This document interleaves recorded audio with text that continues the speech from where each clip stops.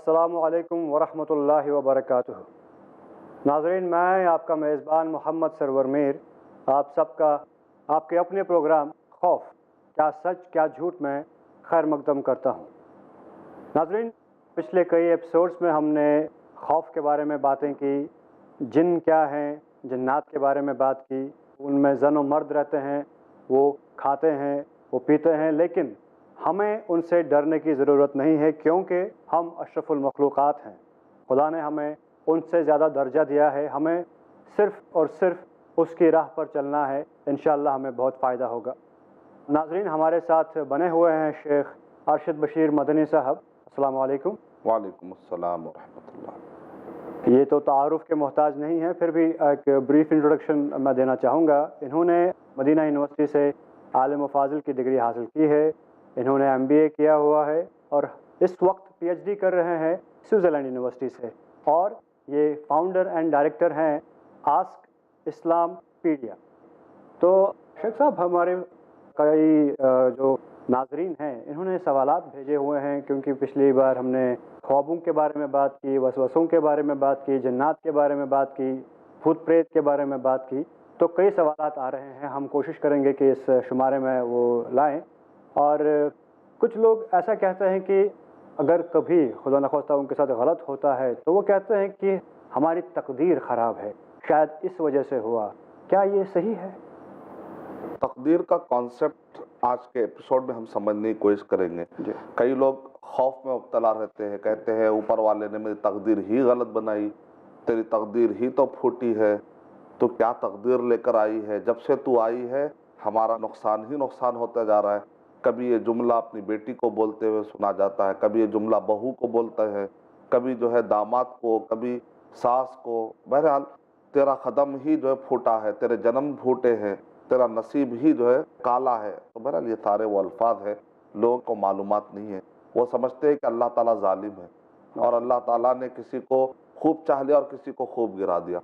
مان لیجئے کہ پوری دنیا میں اگر بادشاہ ہوتے تو پھر بادشاہ پورے بھوکے مر جاتے، کیونکہ ان کے لیے چاول کا، روٹی کا انتظام کرنے والے وہی کسان تو ہے۔ اگر کسان والی صفت نہ رہے، کسان کی صلاحیت نہ رہے، تو دنیا میں اناج کہاں سے آئے گا؟ بالکل۔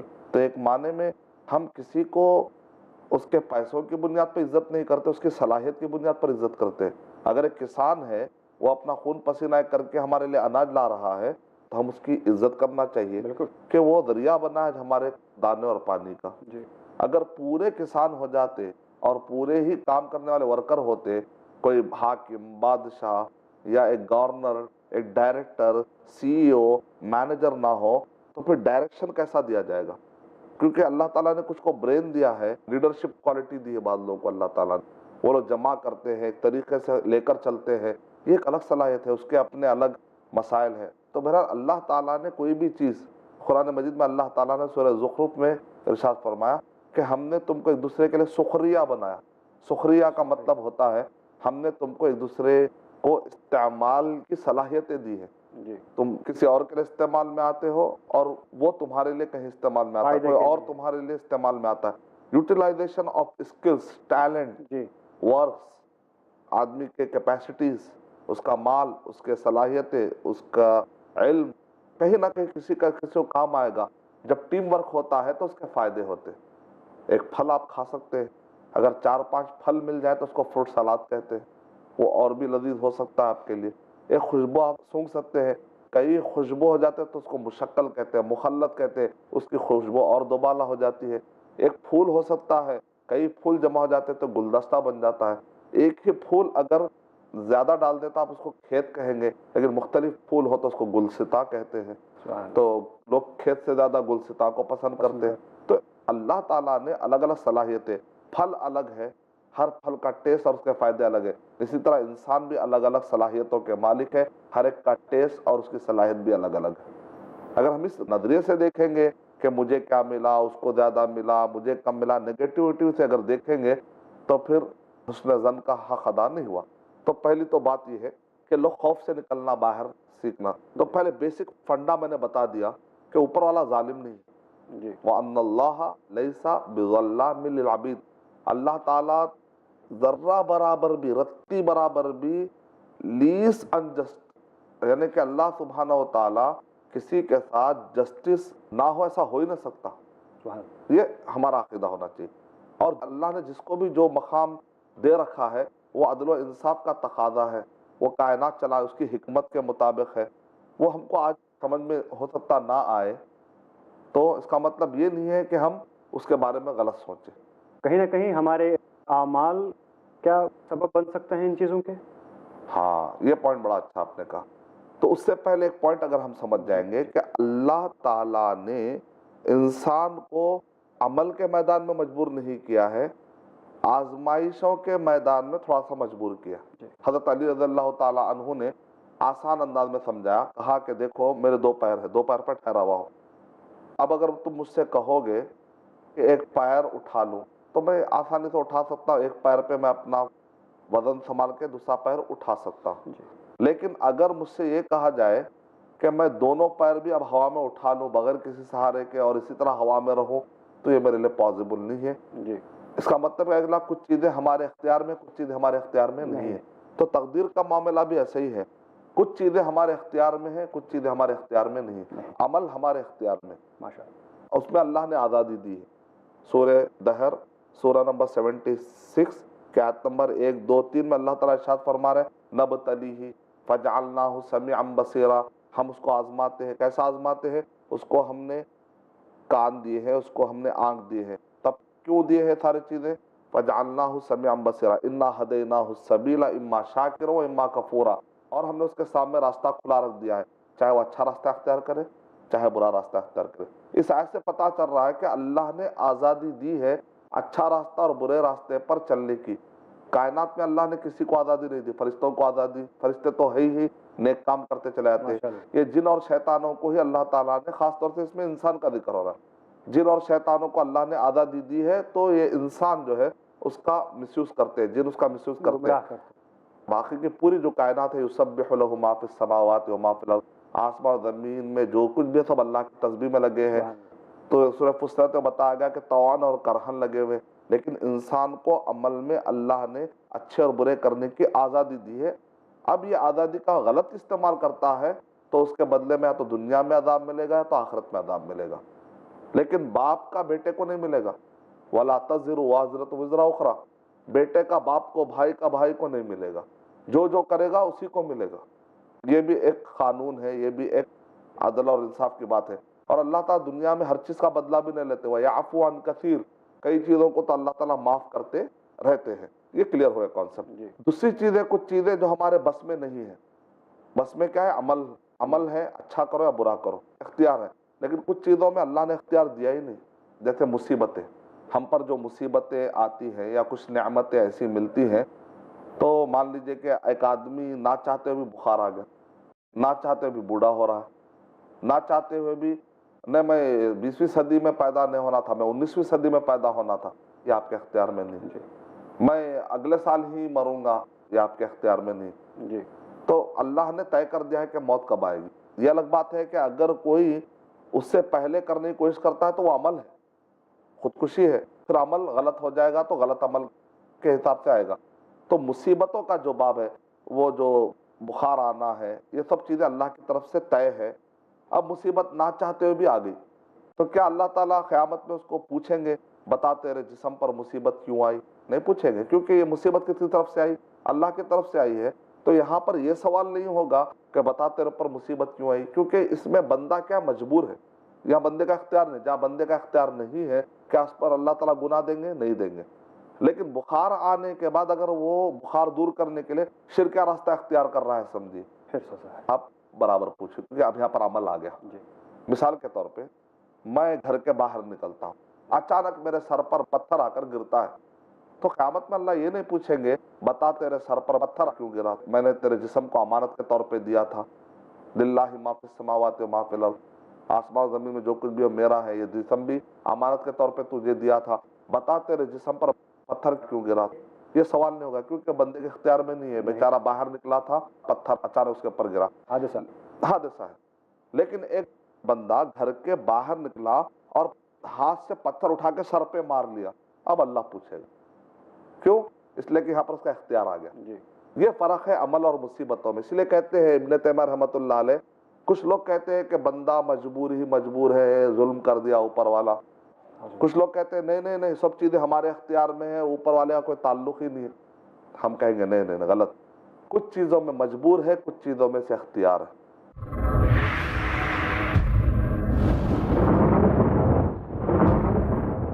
اللہ کے رسول صلی اللہ علیہ وسلم نے کہا مسکین وہ نہیں ہے جس کے پاس درہم و دینار نہ ہو، بلکہ مسکین وہ ہے جو قیامت کے دن آئے گا، اس کے پاس نماز بھی ہوگی، اس کے پاس روزہ بھی ہوگا، اس کے پاس زکوٰۃ بھی ہوگی، اس کے پاس حج بھی ہوگا، اور اس کے علاوہ دیگر اعمال ہوں گے، لیکن کوتاہی کی ہوگی بندوں کے حقوق کی ادائیگی میں. حقوق العباد. جانیے شیخ عبد الجبار سے عالم اسلام میں انسانوں کے کیا ہیں حقوق العباد. ہر سنیچر دوپہر 2:30 بجے صرف i+TV پر. بہتر زندگی کے لیے ایمان کے سائے میں محفوظ رہنے کی تلقین. صرف ایک اللہ کی عبادت کا پیغام لے کر سارے رسولوں کو بھیجا گیا. شرعی طریقوں پر زندگی گزارنے کا فرمان. اگر تمہیں اللہ رب العالمین پر ایمان ہے تو اسی پر بھروسہ رکھو. بدعمالیوں سے دور رہنے کی ہدایت. ڈرو اپنے رب سے، تقوی اختیار کرو. کیجئے ہر وہ کام جس سے راضی ہو پروردگار. قرآن کریم ایک ایسی رسی ہے، اگر ہم اس کو مضبوطی سے تھام لیں گے تو اللہ رب العالمین ہمیں جنت میں لے جائے گا. حق کی پکار. جانیے دونوں جہاں کی کامیابی کے لیے کیوں شرط ہے ایک اللہ پر اعتبار. ہر پیر رات 9:30 بجے صرف i+TV پر. بہتر زندگی کے لیے. اللہ تعالیٰ نے فرمایا جو کچھ رسول اللہ صلی اللہ علیہ وسلم دیں اس کو قبول کرو، اور جن چیزوں سے منع کریں اس سے باز آ جاؤ. نبی صلی اللہ علیہ وسلم نے فرمایا اللہ تعالیٰ اس آدمی کو تر و تازہ، سرسبز و شاداب رکھے جو میری بات سنے، یاد رکھے اور ایز اٹ از بلا کم و کاست اس کو آگے نقل کرے. درس حدیث.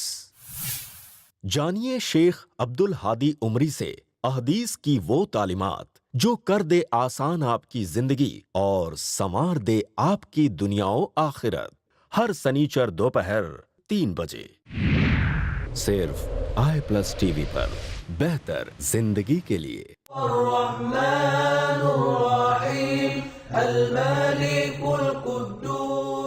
کیا آپ جاننا چاہتے ہیں آپ کے رب کے اچھے اچھے نام؟ کیا آپ جاننا چاہتے ہیں اپنے رب کی اعلیٰ اعلیٰ صفات؟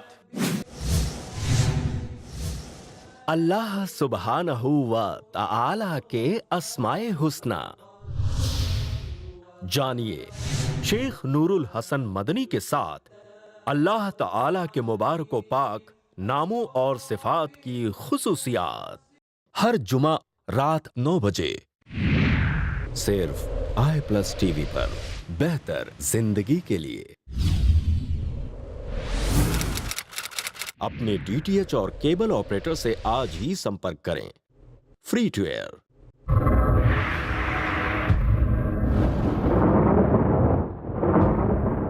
عمل میں اسے اختیار ہے، مصیبتوں میں اسے اختیار نہیں. یہ پہلا پوائنٹ. یہ پوائنٹ ایڈ کریں گے ہم پرانے پوائنٹ میں. تیسرا پوائنٹ جو سمجھنا ہے وہ یہ ہے کہ اللہ نے تقدیر لکھ دی ہے تو میں عمل کیوں کروں؟ اللہ نے لکھ دیا ہے کہ میں فیوچر میں ایسا کرنے والا ہوں، ایسا نہیں کرنے والا، تو اب میں خود جو ہوتا دیکھ لیں گے، میں کیوں محنت کروں؟ یہاں پر پوائنٹ کیسا دیکھیں، اللہ نے چونکہ لکھ دیا ہے لہذا میں کر رہا ہوں. بات ایسی نہیں ہے. اللہ کو معلوم ہے کہ اللہ عالم الغیب ہے نا، اللہ غیب کا جاننا. اللہ کو معلوم ہے کہ بندہ فیوچر میں کیا کرنے والا ہے. اللہ نے اس کو ایڈوانس میں لکھ لیا ہے. اس لیے نہیں کہ لکھا ہوا ہے تو میں کر رہا ہوں، اس لیے کہ اللہ کو معلوم ہے کہ فیوچر میں بندہ کیا کرنے والا. وہ تو اپنا علم بتانا چاہ رہے ہیں اللہ تعالیٰ. دیکھو کتنا وسیع علم ہے میرا، کتنا میں غیب جاننے والا ہوں. تمہارے فیوچر میں تم کیا کرتے، کیا اچھا کرتے، اللہ کو مائنیوٹ ڈیٹیل معلوم ہے. اللہ اپنی قوت بتانے کے لیے ایڈوانس میں اس کو لکھ رکھے. اس کا مطلب یہ نہیں کہ چونکہ لکھے لہذا میں مجبور ہو کے کر رہا ہوں. یہ سوچ غلط ہے. مثال کے طور پہ ایک ٹیچر تجربے کی بات بولتا ہے، خالی چھوٹا تجربے کی اہمیت یہ ہے، اللہ تو تجربے سے نہیں بولتے، اللہ تو علم سے بولتے، علم اور تجربے میں اللہ کو تو پورا معلوم ہے، اللہ دیکھ رہے فیوچر، لیکن ایک بندہ تو فیوچر نہیں دیکھ رہا. لیکن تجربے کی بنیاد پر کیا کہتا ہے، مثال طور پہ ٹیچر کلاس میں کہتی ہے کہ تم اس سال فیل ہو جاؤ گے اور تم اس سال پاس ہو جاؤ گے، کیونکہ بچہ ریگولر نہیں آ رہا ہے، ستا رہا ہے، کر رہا ہے، تو ٹیچر سمجھتی تم پڑھ نہیں رہے ہو، اس کا مطلب تم گئے کام سے. وہ تم اچھا پڑھ رہے ہو، امید ہے کہ تم پاس ہو جاؤ گے انشاءاللہ. اب کل کے دن واقع بچہ فیل ہو گیا سمجھیے، ماں باپ آ کر پوچھتے بچہ تم فیل کیوں ہوئے؟ تو بچہ اگر یہ بولے چونکہ میری ٹیچر نے کہا اس وجہ سے میں فیل ہو گیا، یہ تو کوئی جواب نہیں ہوا. ٹیچر نے اس لیے کہا کیونکہ تم سمٹم ویسے بتا رہے تھے، اعمال ویسے تھے، ہاں تمہارے اعمال ویسے تھے. تو اللہ یہاں پر تجربے کی بنیاد پہ نہیں کرے، اللہ تو علم کی، اللہ کو معلوم ہے کہ فیوچر میں آپ کیا کرنے والے ہیں، میں کیا کرنے والا ہوں، وہ سب اللہ تعالیٰ ایڈوانس اپنا علم بتانے کے لیے بتا رہے. دیکھو میرا لوح محفوظ ایسا ہے، فی لوح محفوظ ہر چیز لکھی ہوئی ہے، تم کہیں سے بچ کے جا سکتے کیا؟ ہمارے فرشتے تمہارا عمل لکھ رہے ہیں، تمہارا پورا جسم جو ہے جو بھی عمل تم کر رہے ہو وہ ریکارڈ کر رہا ہے جسم. یہ گردن میں جو طائرہ ہے یہاں پر یہ ایک ریکارڈ کر رہا ہے، فرشتے نام اعمال لکھ رہے ہیں، میں آلریڈی جانتا ہوں، میں آلریڈی لکھا ہوا ہوں. یہ سب چیزوں کے بعد کیا قیامت میں کوئی اس کو جھوٹ بولنے کا چانس ہے کیا؟ یہ کانٹیکس ہے اصل میں. اس کو جا کر لوگ کہتے ہیں اللہ نے ہماری پھوٹی تقدیر بنا دی، ایسی بات نہیں ہے.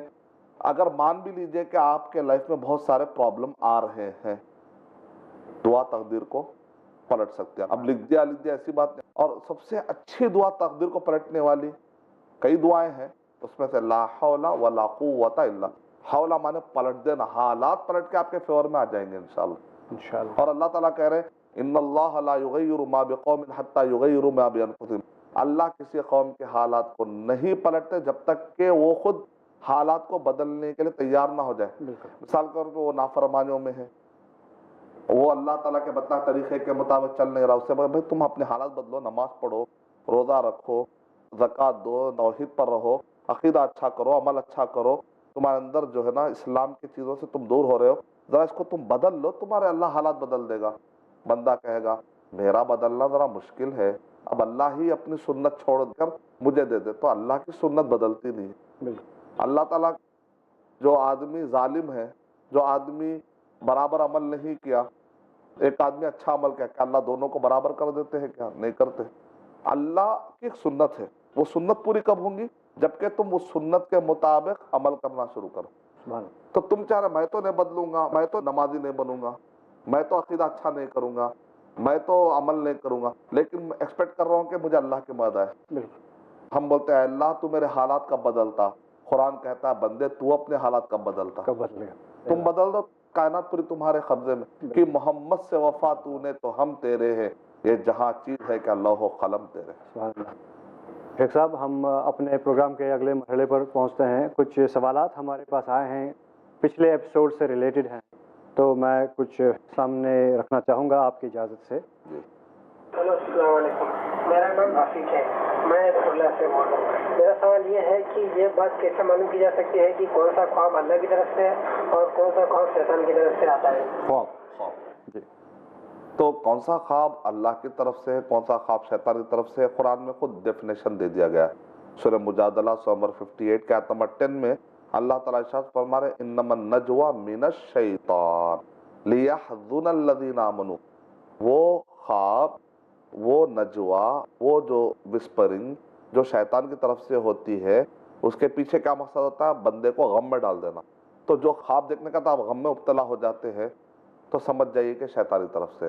جو خواب دیکھنے کے بعد آپ کے اندر ایک خوشی، مسرت، فرحت، سرور، انبساط، آپ کسی کو بتاؤ ایک کیفیت ہوتی ہے، تو جنرلی یہ خواب جو ہوتے ہیں وہ اللہ کی طرف سے ہوتا ہے. تو کافی سوالات آئے پیچھے بھی، اور پچھلے ایپیسوڈز میں ہم نے کئی ٹاپکس پہ بات کی. تو یہ سوال عام طور پر آتا ہے کہ اگر ہمیں خود کو کسی دوسرے کی نظر نہ لگے، یا اپنی نظر نہ لگے، یا ماں باپ کی نظر نہ لگے، حسد کسی کو ہو اس کی نظر نہ لگے، تو کیسے بچائیں؟ اس کا کیا طریقہ ہے؟ آدمی جب اپنا ذکر کرتا ہے، میرے پاس کار ہے، میرے پاس بنگلہ ہے، میرے پاس یہ چیزیں ہیں، تو ایسے وقت پر آدمی یہ کہے ساتھ ساتھ میں ماشاءاللہ ماشاءاللہ ماشاءاللہ ایڈ کر لے، اور سامنے والے کی نظر نہیں لگے گی. جب کسی اور کی تعریف کر رہا ہے تو کہے بارک اللہ، جب آپ آ کر کہتا ہے خوشی سے بھائی میرے ساتھ یہ واقعہ پیش آیا, مجھے آج یہ دولت مل گئی, میرے ساتھ آج ایسا ہوا, فائدہ ہوا, تو آپ اس سے کہیے بارک اللہ. بارک. آپ کسی کو تعریف کرتے ہیں تو آپ کہیے بارک اللہ, آپ کے یہ ہنر ہے, بارک اللہ آپ کے اندر یہ صلاحیت ہے, بارک اللہ آپ کے پاس یہ ڈگریاں ہیں, کہہ کر بھی تعارف کرا سکتے ہیں تاکہ نظر نہ لگے. کیونکہ نارملی ہم دیکھتے ہیں کہ ہر جگہ ہم ماشاء اللہ ہی استعمال کرتے ہیں, دوسرے کا بارک اللہ کرنا, وہاں پر بارک اللہ استعمال کرنا. تو ناظرین نے یہ بات یہاں پر جان لی. ہم ایک اور سوال لیتے ہیں ناظرین کا. ہلو السلام علیکم.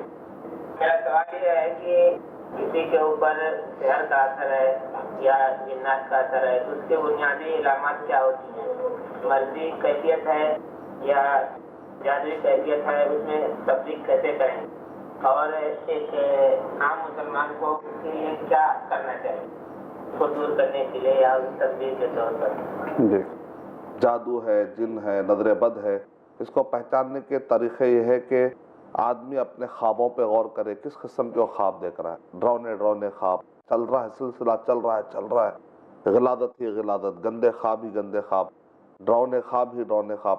تو نیند کی کیفیت سے بھی پتہ چلتا ہے, نیند برابر نہیں آ رہی ہے, ٹائم اوپر نیچے ہو جا رہے ہیں, اس کے دن کے ایکٹیویٹیز پہ اس کو دل نہیں لگ رہا ہے, دن کے ایکٹیویٹیز پہ دیکھنا پڑے گا, اس کے خوابوں پہ نظر رکھنا پڑے گا.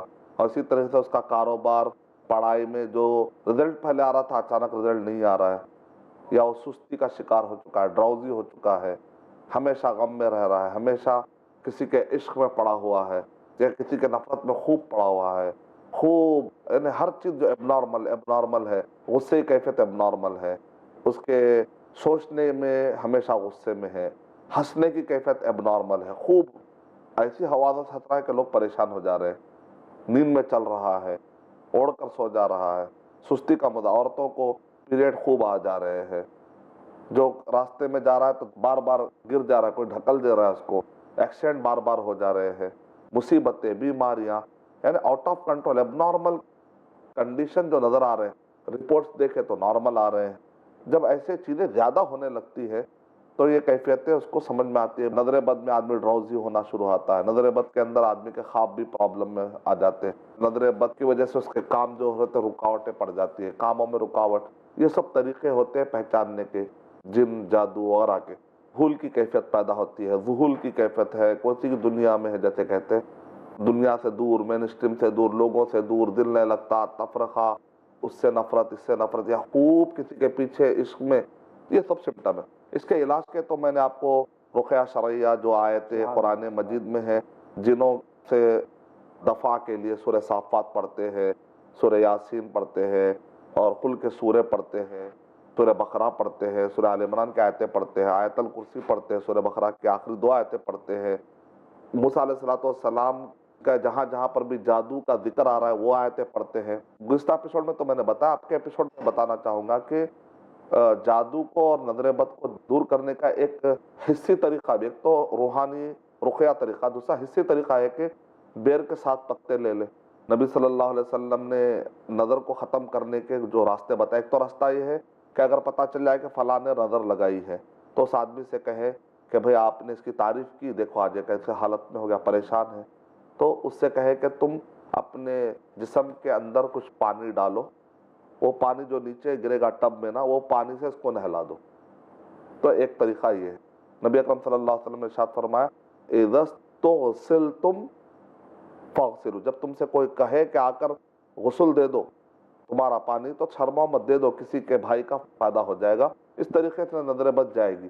سیکنڈ یہ ہے کہ اگر ہم کو پتہ نہیں کہ کس نے نظر لگائی ہے تو 7 بیری کے پتے لے کر اس کو اچھا کوٹتے ہیں, 7 گولی بناتے ہیں, نارمل پانی, آگ پر پانی گرم نہ کرے کیونکہ آگ تو دوست ہے شیطان کا, پھر پرابلم ہو جائے گا. نارمل پانی جو دھوپ میں بھی گرم نہ ہو, کیونکہ دھوپ اور سائے کے درمیان شیطان بیٹھتا ہے, تو دھوپ کو بھی خاص طور سے دھوپ میں گرم کرنے کی ضرورت نہیں ہے. دھوپ آنے کی وجہ سے نلوں میں ویسے ہی پانی نارمل ہو جاتا ہے نا, تو وہ پانی سے بھی نہا لے سکتے.